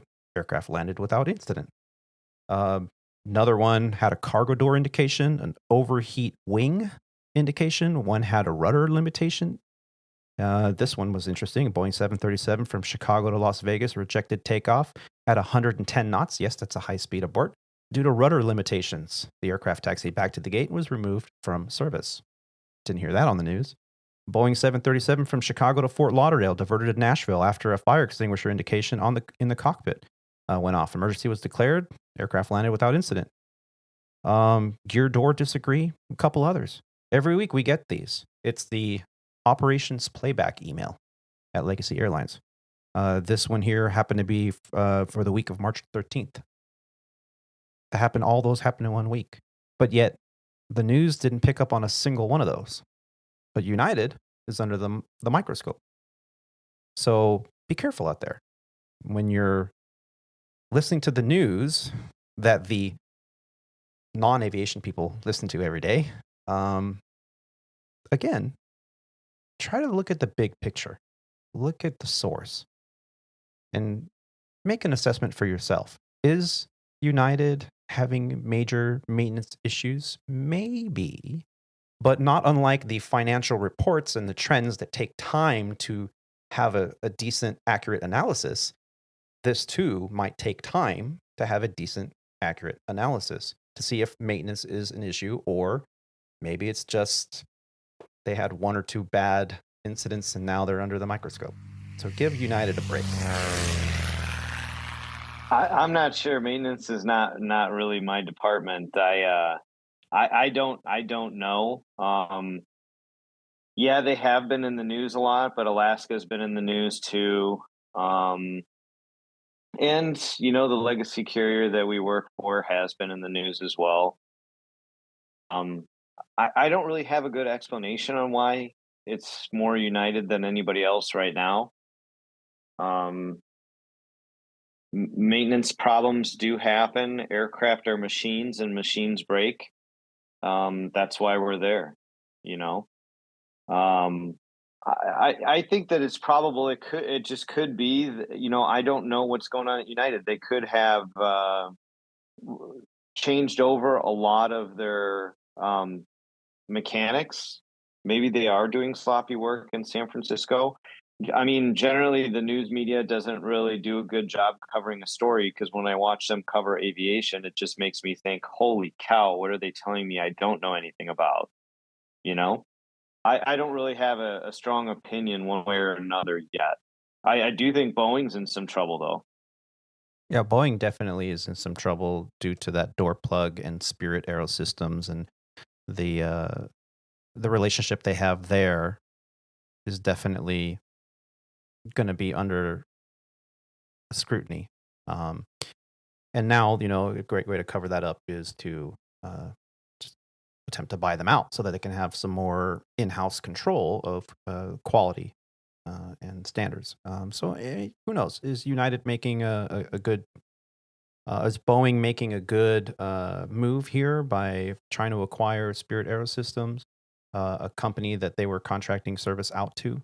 Again, it goes down to that, you know, the quarterly earnings. How do we save money? Let's contract out some of the work to someone else, because that just means we can pay someone else to do the work. Then we don't have the liability of all the other expenses that go along with having people in-house doing it.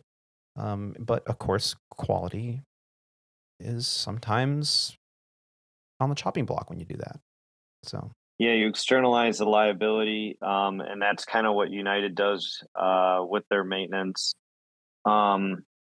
Since we have the sheet out here, aircraft maintenance materials and outside repairs, their costs did go up by 10% from this quarter compared to last quarter. Could they possibly be using parts that were rushed out because of the supply chain shortage? Possibly. I don't know. So I don't really know I can't think of a way on the top of my head to be able to get to factual information like that. A lot of what we're talking about is speculative. Mm-hmm. So I don't know. Yeah. Unless you can think of a way to actually get down to it, I don't know. Yeah. Well, here we are, up, you know, 3 guys on a podcast solving all the world's problems a couple hours at a time. So thank you, gentlemen, for your insight on that. Roger, I know you've been out of the airline industry for a while, but you as director of flight operations from your previous employer, you had to deal with a lot of maintenance, a lot of, you know, making sure things got done on that jet. Do you see a trend here, even on the general aviation side? It's really hard to make comparisons between the maintenance that we do from a corporate versus the airlines. The flights and cycles that the airlines do, and actually to a large degree the flexibility that you guys or that the airlines have. I mean, a lot of those things that you had mentioned, you know, X event happened, it landed without incident, and then what happens? The plane was taken out of service and you put a new plane on. We don't have that. We cannot do that. But on the flip side, our planes don't fly nearly as much as yours do. And so the maintenance that we do is not as, I hesitate to use the word rushed because I don't want to say that that the airlines rush their maintenance, but it's much less time sensitive. You know, if we got to take the plane out of service, the plane's out of service. We actually have a plane out of service right now for I don't remember what it was, maybe a 24-month inspection. I admit I stopped paying a little bit of attention because I'm transitioning. But we have a plane out for that right now. The mechanic said, "Hey, we got to do this," and I said, "Okay, well, here you go. Here, how about this week?" Okay, and it's out. And the stuff that they need to do, I mean, the plane could be on the ground for an entire week, not because it needs to be, it's just a much different animal.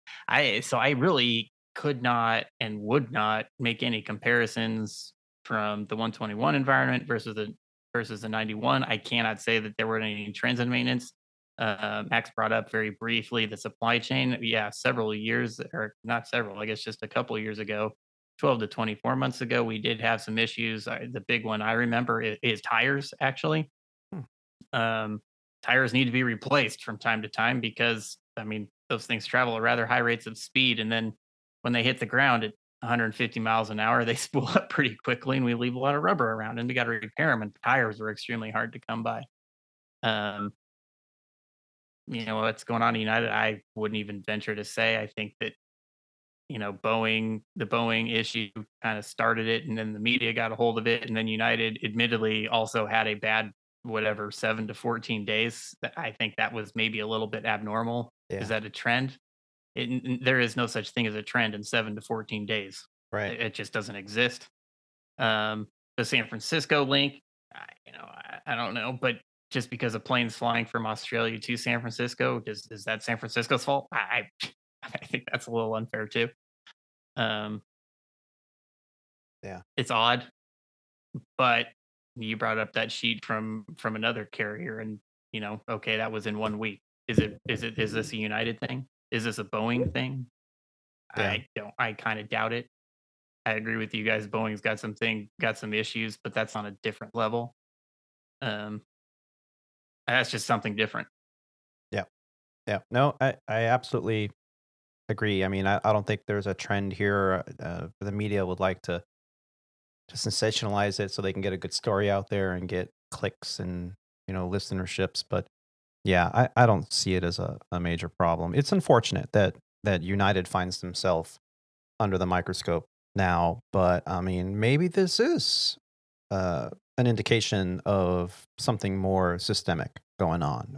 Or maybe this turns into be a good thing, though. I mean, if you're United and you're having all of this negative press that's coming out, especially, whether it's San Francisco or United as the San Francisco maintenance base or United maintenance or United as a whole, your friend Scott Kirby is, hey, we need to avoid the negative press. Let's get our act together. What's going on? And maybe this will turn out to be a good thing.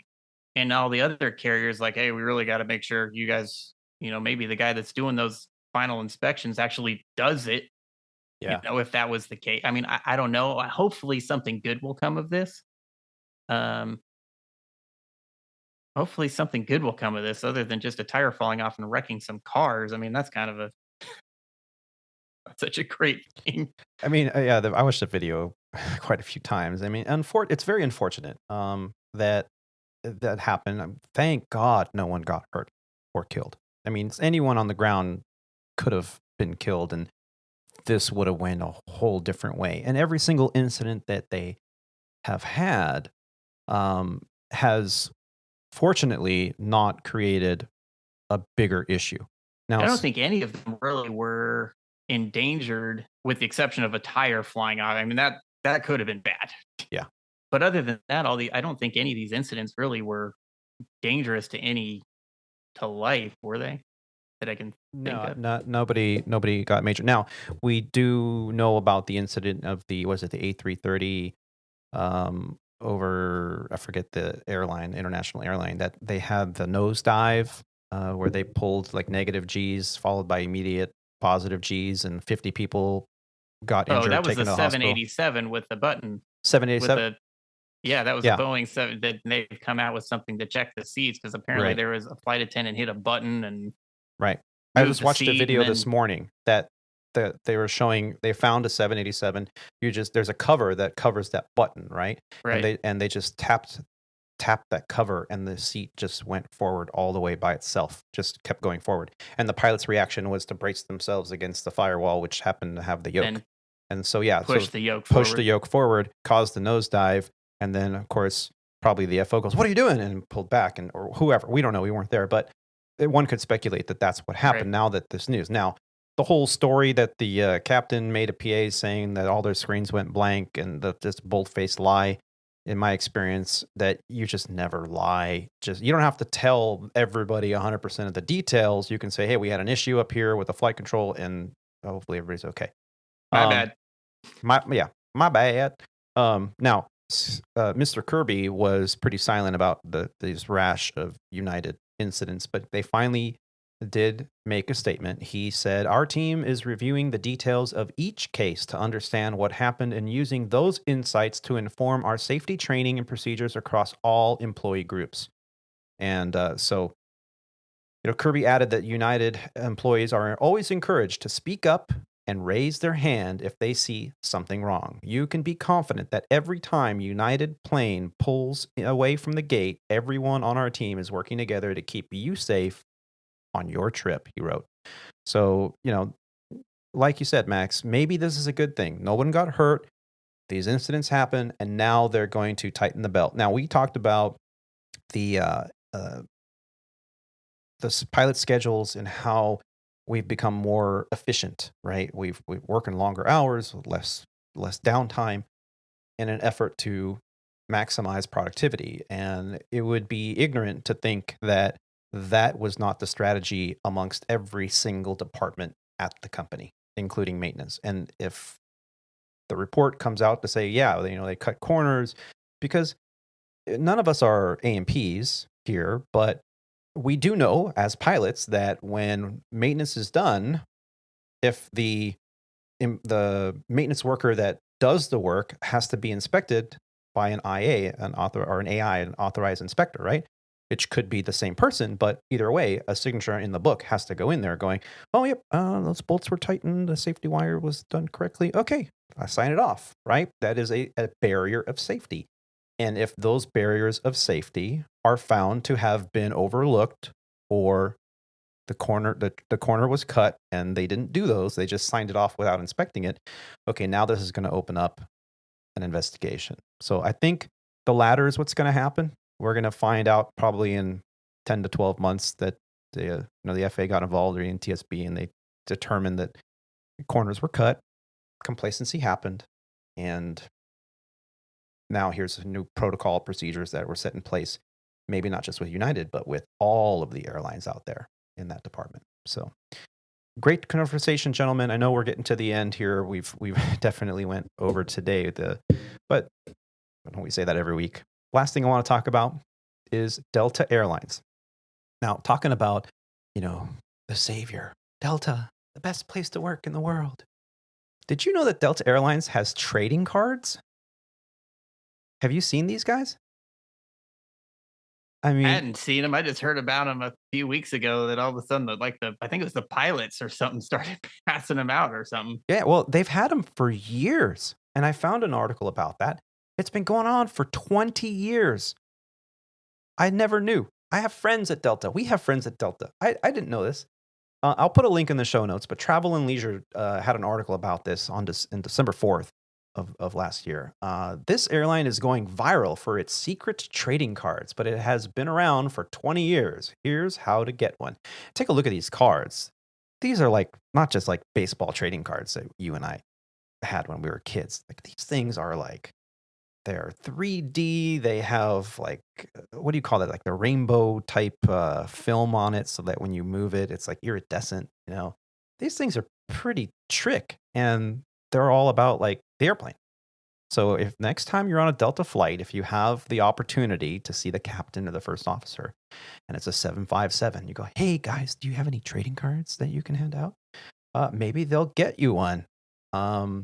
So there's these TikTokers that recently posted about this, and that's why we've seen this in the news here in the past couple of weeks, and how it's gone viral, because now everybody wants one. So odds are, by the time you ask, "Oh, sorry, I just ran out. I just gave out my last one last week. They only give us a few, every month." But yeah, now you can buy them on eBay. Do you have $3,000? You can have the whole collection. So yeah, maybe I'll make my own.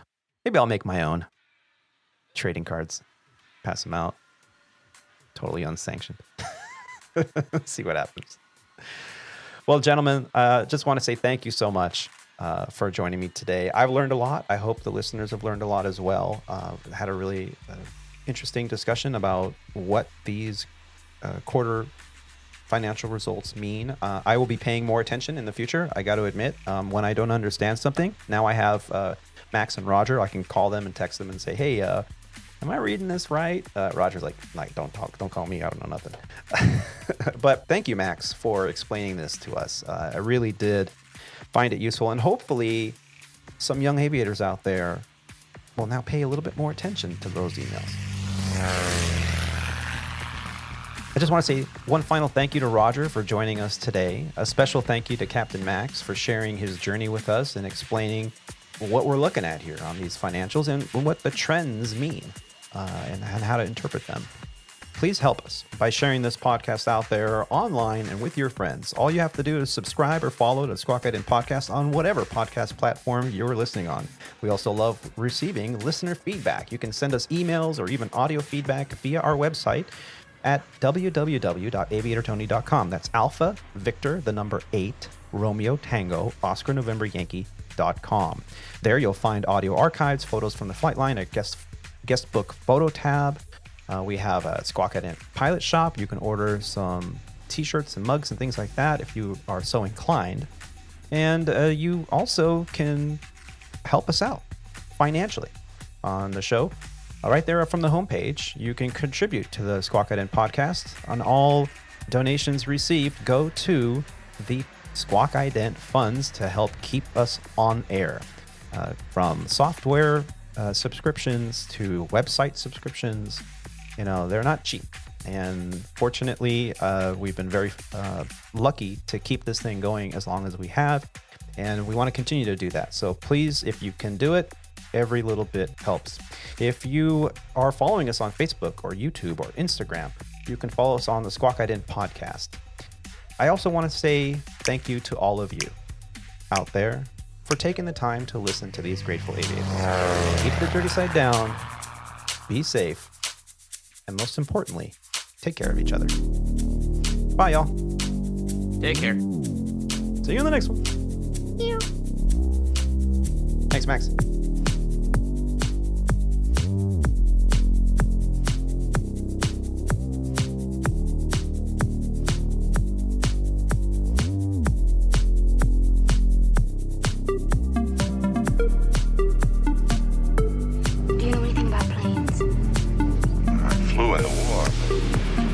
Ago.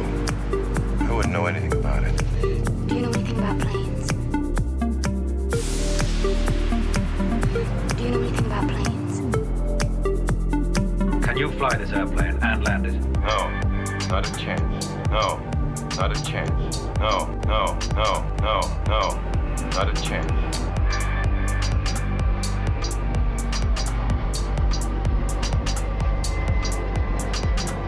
Roger. Huh? Roger. Huh? Request vector. Over. What? Do you know anything about planes? Clearance, Clarence. Roger, Roger. What's our vector, Victor?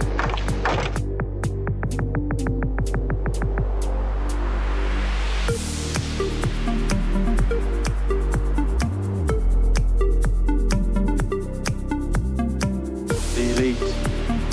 Best of the best. We'll make you better. We'll make you better. Do you know anything about planes? Oh, jeez. Oh, you kill me. You really do.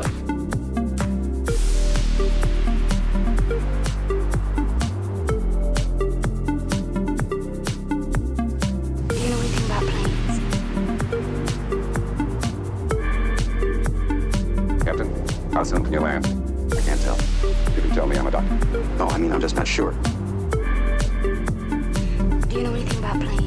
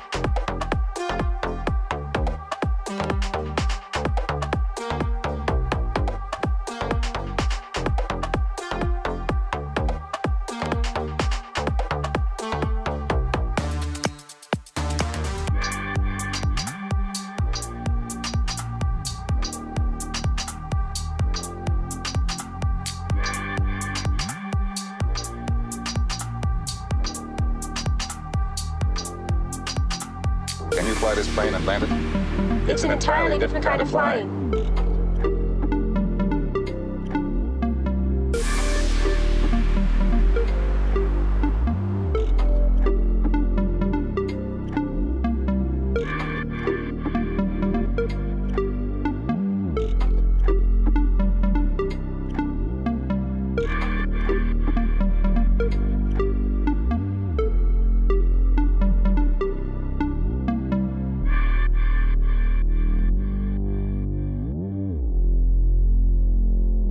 Do you know anything about planes?